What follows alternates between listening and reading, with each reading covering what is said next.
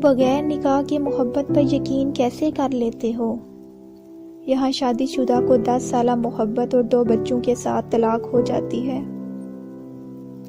शुक्र है उस रब का जिसने धोखा खाने वालों में रखा, धोखा देने वालों में नहीं। बद दुआ है तो बद दुआ ही सही, उसे मेरे अलावा किसी और की मोहब्बत में सुकून ना मिले।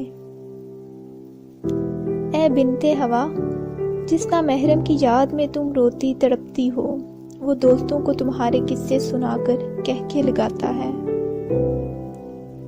कुछ तकलीफें ऐसी होती हैं जिन पर माफ तो किया जा सकता है, लेकिन ताल्लुक नहीं रखा जा सकता।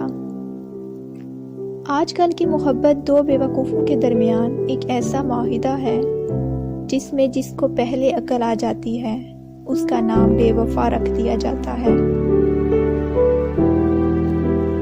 जिंदगी कदरे आसान हो गई जब मैंने ये जान लिया कि हर शख्स अपनी जुबान से अपना ज़र्फ और अपनी तरबियत दिखाता है, दूसरे का अक्स नहीं।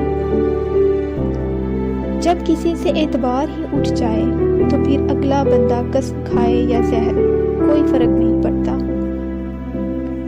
दिल से उतर जाने वाले लोग अगर बार बार सामने आ भी जाएं तो मजीद दिल से उतरते चले जाते हैं।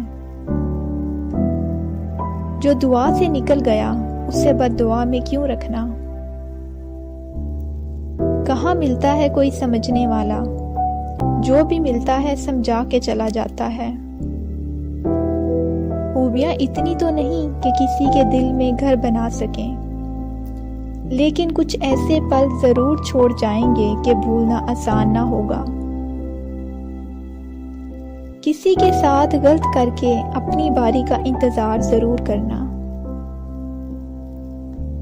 किसी पर दूसरी मर्तबा एतबार करना उसे बंदूक थमाने जैसा है कि लें दोबारा कोशिश कर लें, पहले वाली गोली मिस हो गई थी।